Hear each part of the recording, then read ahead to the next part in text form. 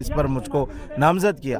तो हमारे उलमा के अंदर में ये बात है कि हम जरांगे पाटिल साहब के कांधे को कांधा लगाकर काम करना चाहते हैं। ऐसा ही कहा जाता है कि जो उलमा के अंदर जो कुछ बात हो जाती है वो सभी मुस्लिम भाई मानते हैं और वही चलता है, लेकिन कोई दिल्ली से भी फतवा निकलता है वो भी मानते हैं।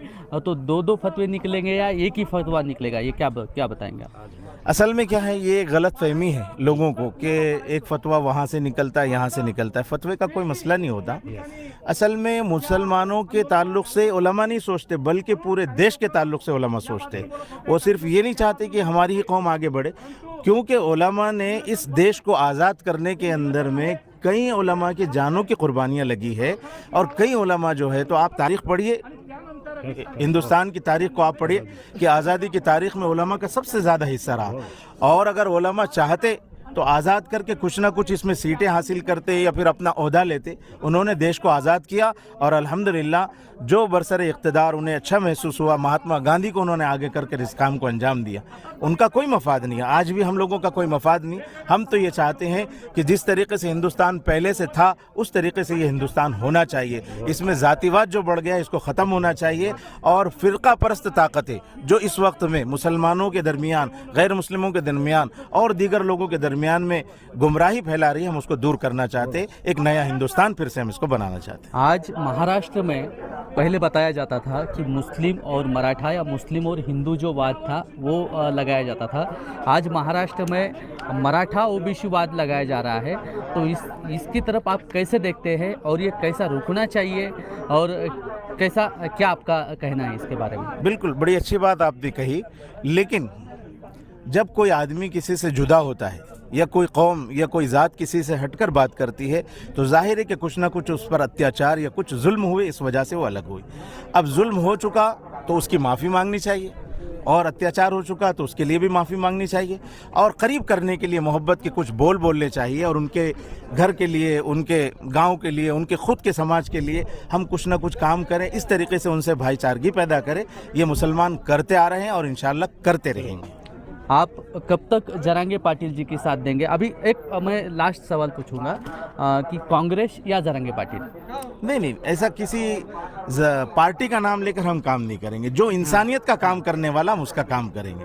हाँ, ये बात हम ज़रूर बोलेंगे, खुल के बोलेंगे, क्योंकि हमारे अकाबिर और हमारे सबसे बड़े हज़रत मौलाना सज्जाद नोमानी साहब जो पूरे मुल्क में नहीं बल्कि आलम इस्लाम में काम करने वाली शख्सियत है, वो ये चाहते हैं कि इंसानियत का काम हो। जैसे फ़िरका परस्त ताकत है जो बीजेपी है, इसने देश को क्या दिया हमको बताने की ज़रूरत नहीं, आप खुद देख सकते हैं।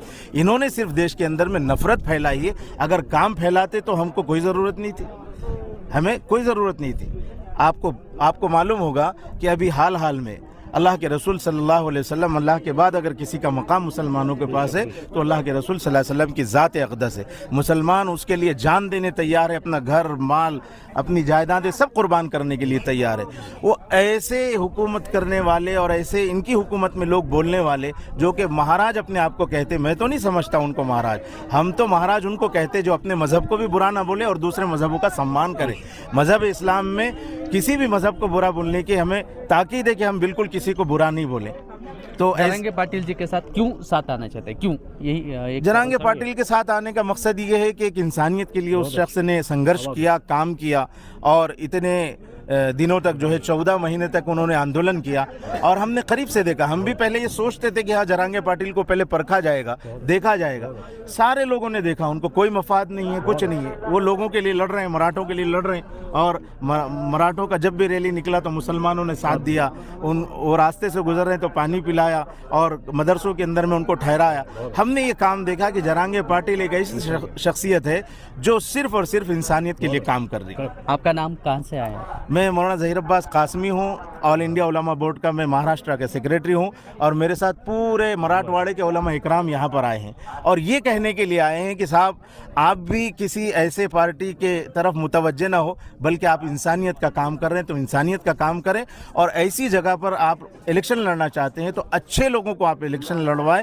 ऐसा नहीं कि वो इलेक्शन के बाद में फिर आपको टाटा बाय बाय, फिर वही रोना हम रोते रहें। लास्ट सवाल, किस पार्टी के साथ जरांगे पाटिल जी ने जाना चाहिए?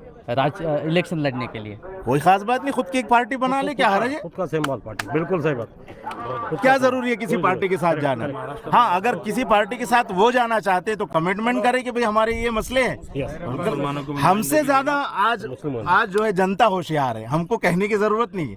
अभी आपने देखा उलमा इकराम ने लोकसभा के अंदर में जो बातें कही, बहुत नारा मारा है बीजेपी ने 400 पार 400 पार। थोड़ी सी मेहनत की हमने, अगर हम ज्यादा मेहनत करते ना वो नारा भी खत्म हो जाता था।